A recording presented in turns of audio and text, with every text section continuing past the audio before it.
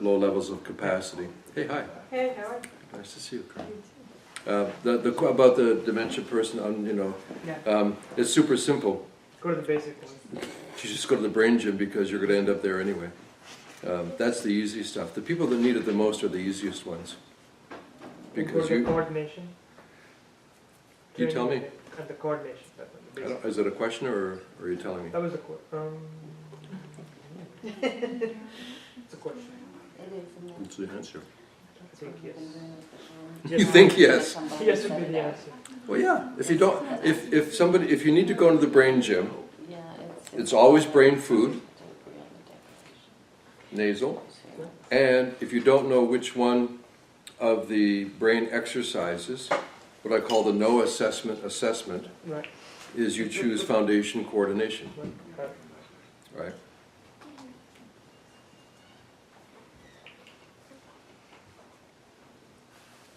Hey, you. Hey. Hi. You have, I'd like you to say something. Okay, I just didn't have any. This is my first exposure to the Neurolight thing, so I'm just taking it all in. Mm-hmm. What have you taken in? Give me an example. Well, I think from the last discussion, I've been kind of delving maybe too deeply into astrology lately. Mm-hmm. So when you were discussing about suffering and the potential for change that's implicit within forcing attention on something, I was just thinking of the 8th house. So I've been doing kind of a lot of case studies. The only thing I know about astrology is the house of the rising sun. Well, yeah. And I'm not sure if that's astrology or not. So Okay. I don't know. But that's just where, that is what I've been taking in Mm-hmm. up to this point. What's your conclusion? About the 8th house? That, well, I mean, it's sort of the answer to most things. There's never good or bad to any situation. Even something considering the 8th house, which is supposed to be suffering, transformation, stability, chaos, that's actually, to say those words, that's sort of a negative connotation, but you could also just use, so there's no good and there's no bad to anything. So how would you answer the question, would you like more of something good or less of something bad? Right now. That's not a theory. Right now. Okay. Right now.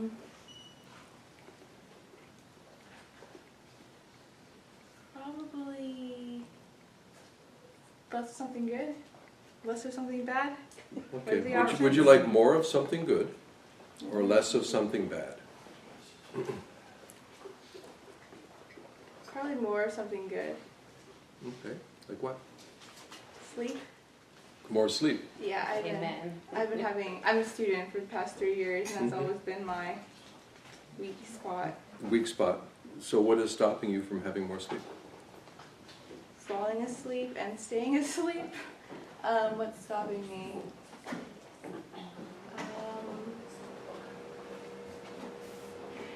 I could go into all kinds of theories.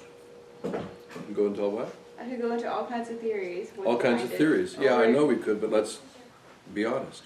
Well, I haven't limited myself from spending over 8 to 10 hours in bed, but what's stopping me from staying asleep is just like, I don't know, my mind, overexhaustion. Sometimes overexhaustion keeps me from sleeping. Why are you getting overexhausted? Busy schedule? A busy schedule? One that you chose or one that's imposed on you? I've chosen it. You've chosen it. Why? Well, I feel... Here's the first feeling. Okay. You feel? I feel it would be... it wouldn't be good to my future self to go through the program that I'm going. To your future self? Future self, yes. As compared to what other self? Well, mostly I'm a full-time student and I work. That's why. Mm-hmm. And I have chosen to do that because I enjoy it, but it does make me feel tired. Mm-hmm. I have a lot of interests and things that I do and like desires to, for learning and education that sometimes inhibited me from having as much rest time and maybe using more of my energy than I actually have. How much energy do you have? Well, that's the thing. When I first started 3 years ago, I had a lot. Mm-hmm. But in the 3-year period, it's gotten to the point where I can't do as much as I used to be able to. What's it feel like to can't? It feels kind of nice sometimes because I was really bad at being bored. Mm-hmm. And 3 years ago, and now I could literally like lie on my couch for 8 hours in silence and be completely satisfied. Really? Yes. Can you do that right now? I could probably lie here for 3 hours. Can you in do silence. it? Can you do it sitting up? Oh, and be completely. Yeah. Yeah. Yeah. My mind had stopped being so active. Why don't you do that more? Just. I mean, I do a fair amount, but I also enjoy stimulating myself with various activities. Mm-hmm.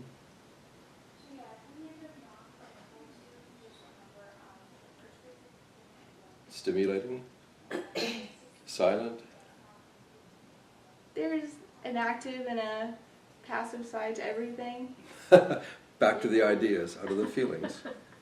Okay, let's work a little bit more. Okay, we don't have to. This is, thank you by the way, okay, because you're here to learn. One of the ways to learn is to play. Okay, so that's what we just did. We played a little bit. What you'll find is in active listening that usually it starts with an idea and then goes into a feeling.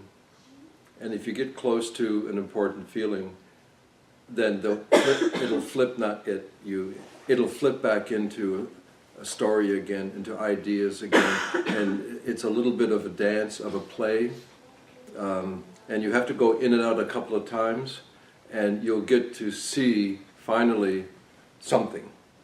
And if you see that something, it'll usually be a feeling. Like where we would go with this is what it's like to have these two natures. One that enjoys the stimulation, one that right now could have that silence. And what it's like to be like that. What is it like to be like that, to have these two dispositions? It's just a dance of getting. I don't know. It's not. I don't think it's overwhelming. I'm just. I've gone to a place where I sort of. I don't dislike myself the way that I am. Sure.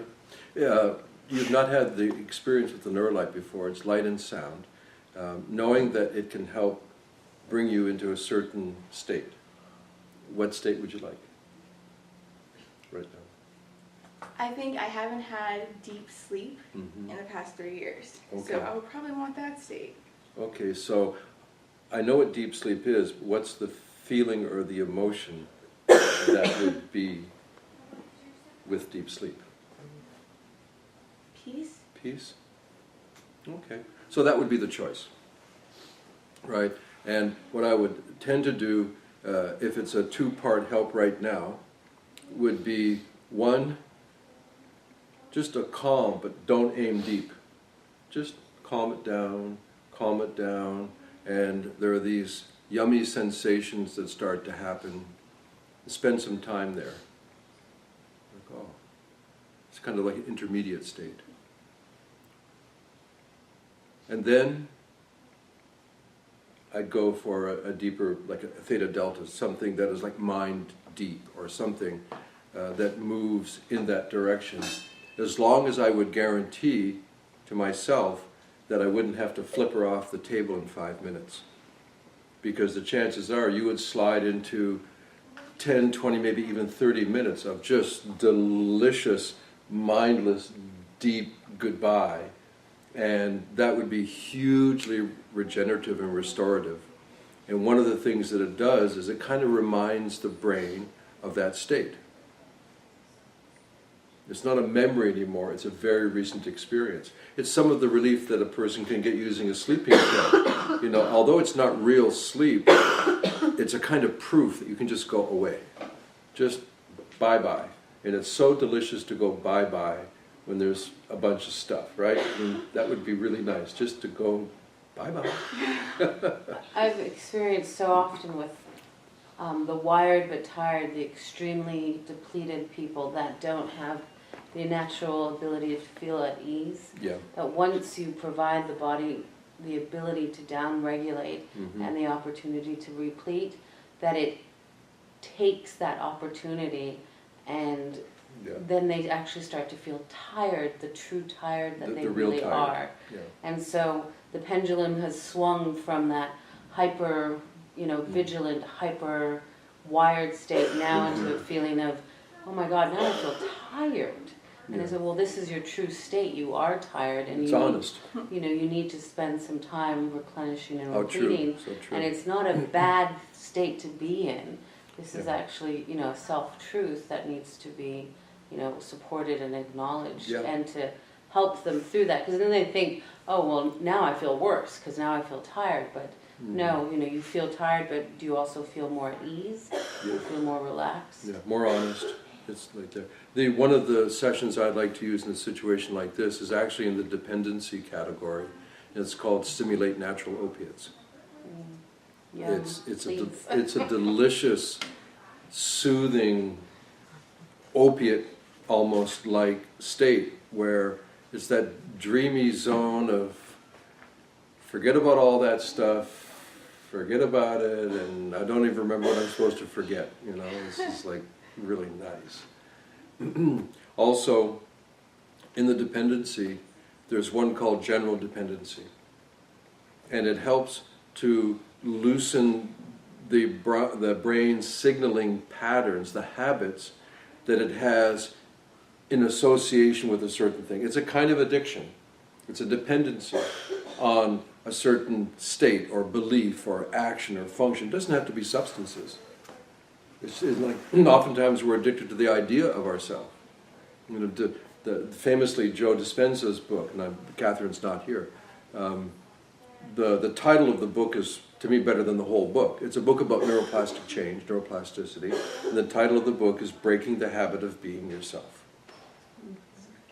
Breaking the habit of being. When you think that the main addiction you have is to your relationship to this creation called me,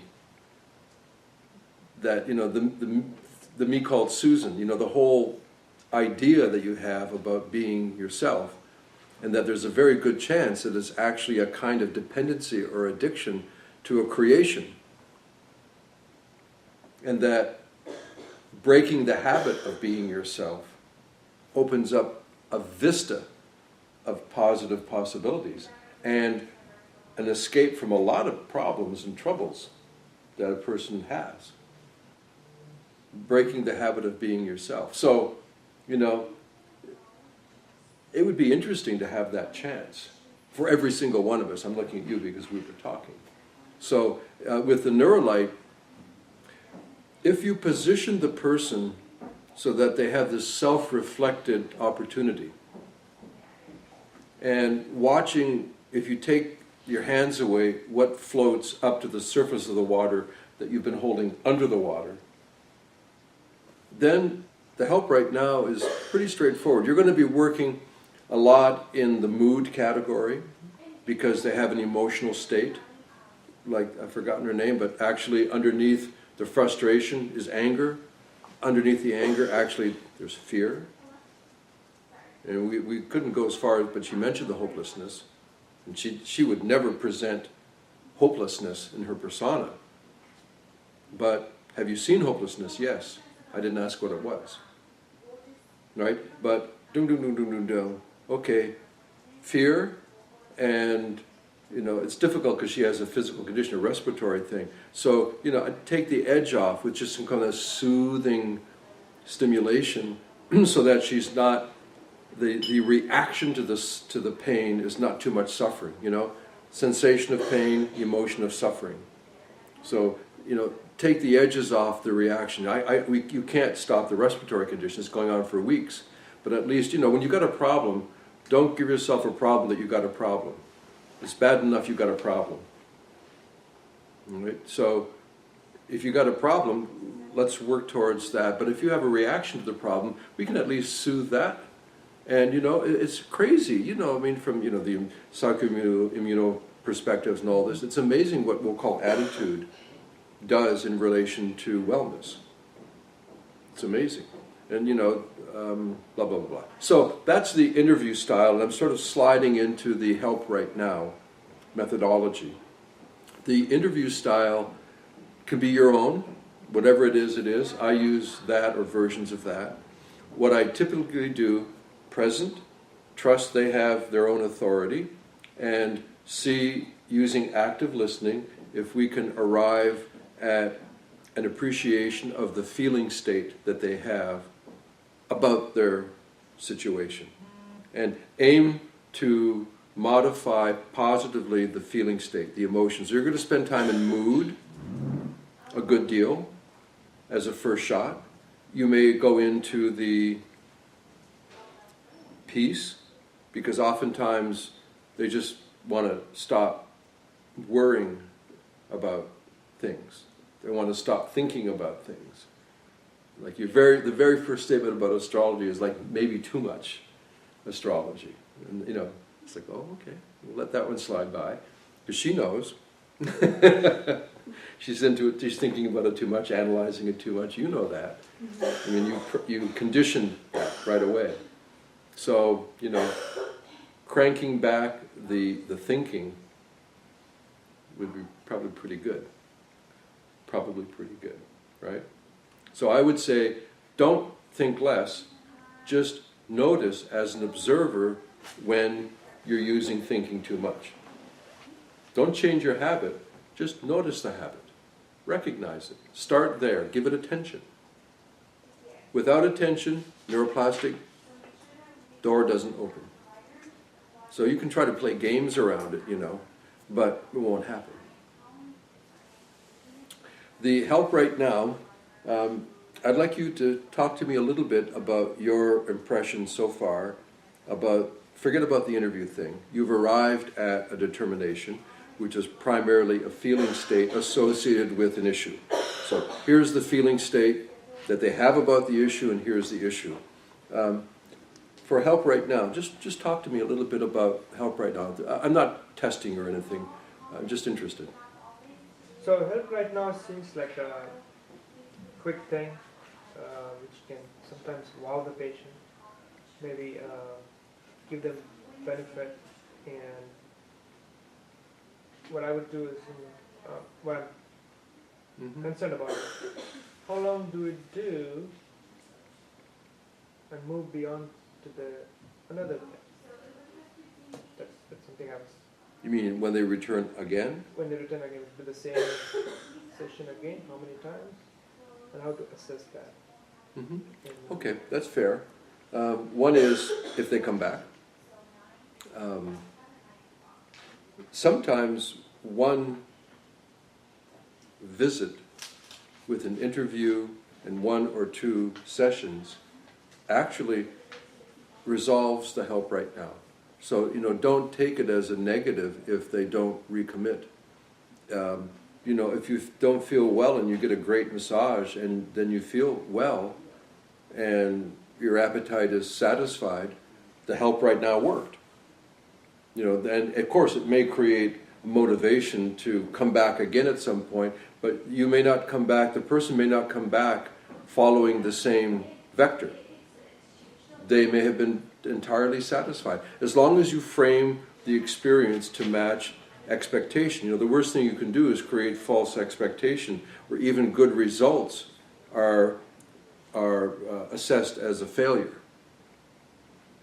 If something doesn't always do it, where 2 or 3 somethings might do it very well. So be cautious to be perceptive as to their expectation of what this is going to do. And you can say quite clearly that what we're doing right now is we're working towards a short-term benefit for something that you don't like right now, that you want to improve. Okay, we can do that. And it may take, 1 or 2 sessions. I think there's you're going to feel better. You're going to feel better. What happens after that, let's leave it till then. Right? That you create this opportunity without nailing down the expectation. Right? So when they come back, you've made some notation, I would hope. issue this, feeling this, did this session, recommended that they do some relaxed breathing and take a 30-minute walk every day as reinforcements. We'll talk more about the reinforcements thing. And boom, they go. And then they, bing, bing, they come back and say, oh, they're on the books again. It's like 5 days later or 10 days later or whatever. The very first thing, of course, is to see if you can loop back the beginning to where you ended with them, because you're curious about the middle. So how is it going? If you were feeling like you're overthinking and not giving yourself a chance to sleep enough, how are you doing? It's a very simple opener.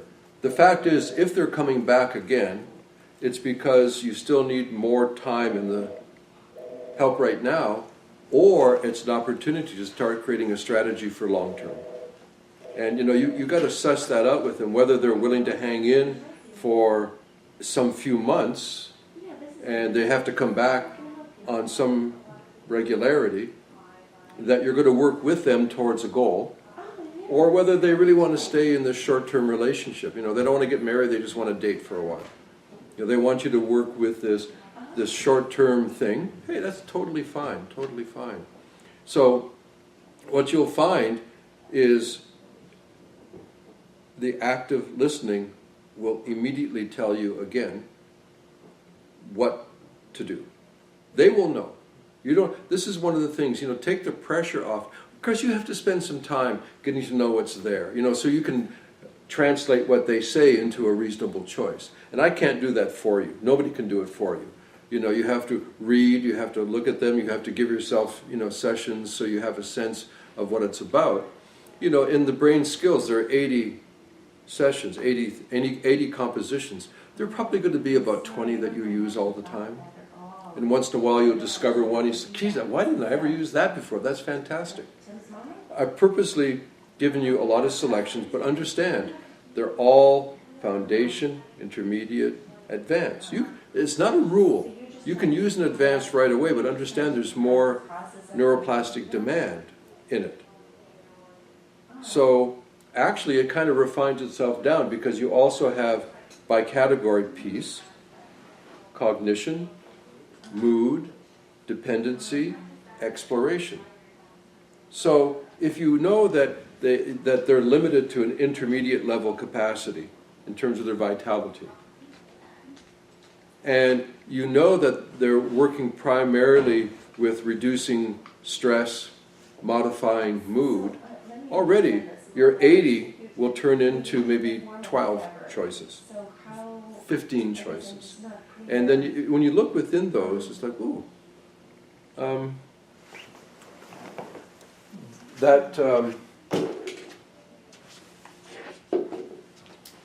that reference document that I was sending out,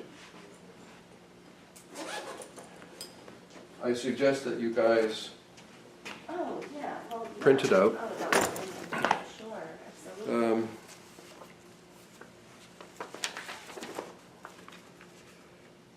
I guess they're all gone. I've created a few access points. This is the theme, function themes, indexing, very traditional indexing. And what I'll do with a person, if they can't quite express it, I can't quite find it, you can do it now, you can print it out. Right here, you'll see that there are pink items, and under the pink that there's a list of varying lengths. So I have just the pinks on one page so they don't get confused, but I'll read them. For example, if one strikes you as significant for you, without any kind of detail, just raise your hand. Abandoned, ability, absent-minded, she raised her hand, smiling, ability, absent-minded, abuse, addiction, anger, she raised her hand again, anxiety, attention, avoidance, bereavement or grief, blockage, breakdown or burnout or overwhelmed. She's so tired she can't even raise her hand.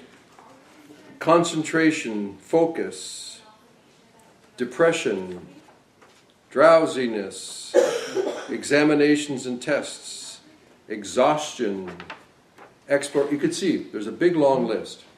So if they see all of these on one page, I say go down the list, pick out 2 or 3 that stand out the most to you.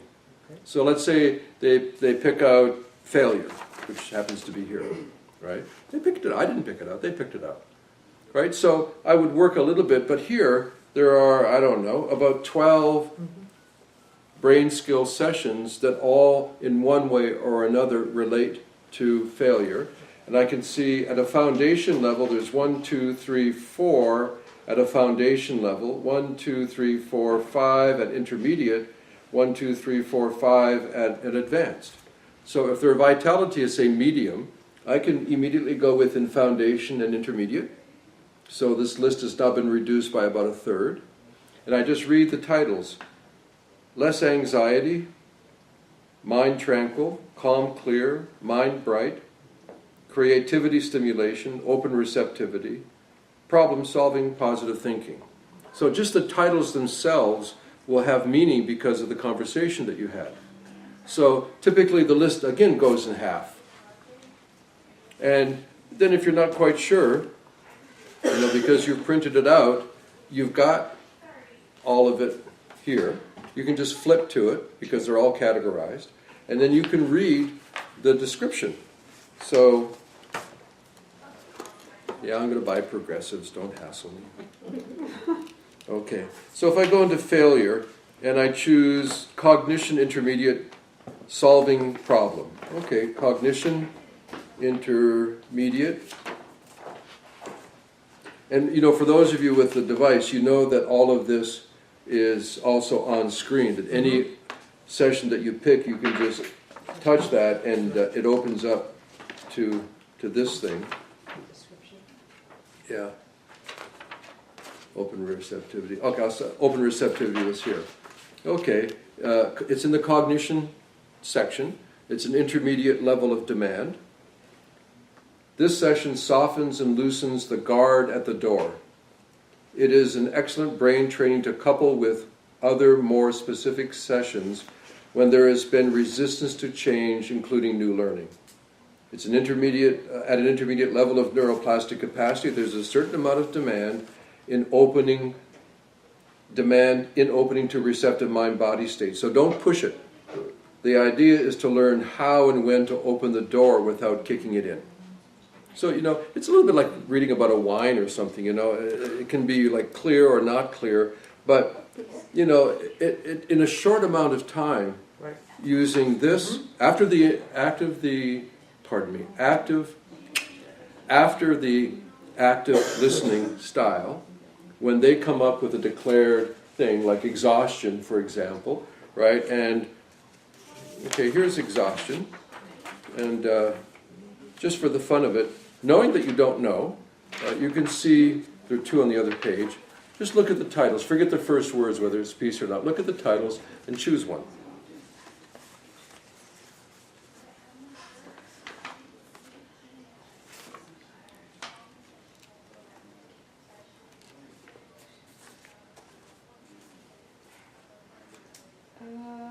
Just based on the title. It's like a movie title. You don't even know what it's about. Right? Mind peaceful or basic balance or less stress? Give I me don't know, one. They all sound good. Give me one. Yeah, I know.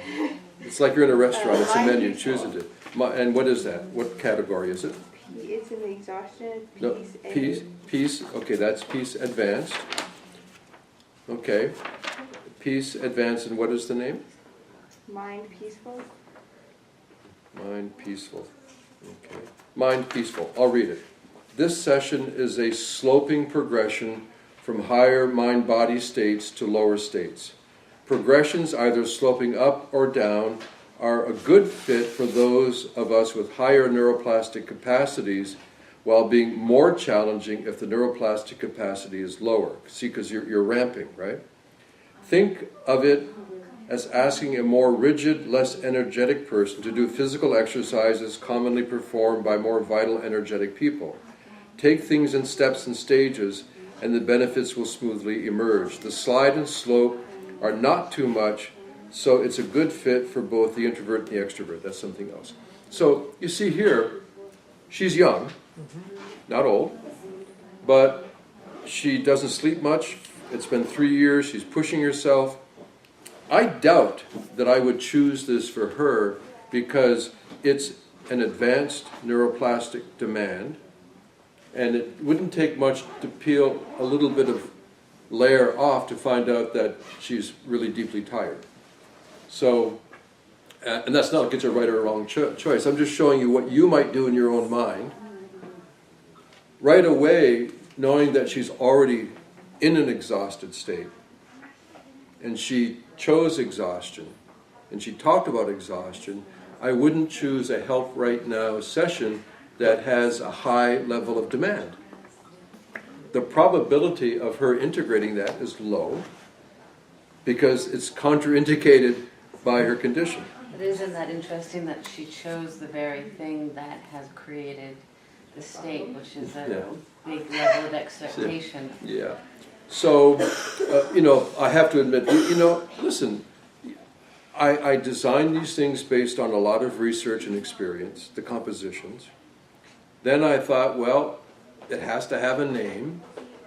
So I chose names that are realistic, but they're my choices. And then I tried to describe them according to the expectation of their nature. One of my fantasies, which I doubt will ever be fulfilled, is to get a group of sincere, bright people, motivated, together in like a month-long retreat. All of us experience each of the sessions, talk about each one, give it a name that fits the experience, and I could supply, of course, some theory because I know what frequencies, all these things, and then write descriptions of the subjective experience, because that's what I did, but it was just me. I'll go. Yeah. I mean, I'm just wondering if you have a situation like this, Mhm. would it be possible to use that, but use it at a low frequency? You know how I don't know what you mean by frequency. in the The light intensity? Yeah, the light. Yeah, you can always, that's a wise point, you can always decrease the demand of a composition by reducing the percentage on the light intensity. You can always slide it down. It's the same session, it presents the same demands, but you do take the edge off of it by making the light a little bit softer. Many of the sessions that I've done recently, I use anywhere from 2 to 4% of the light because I've never worked with them before.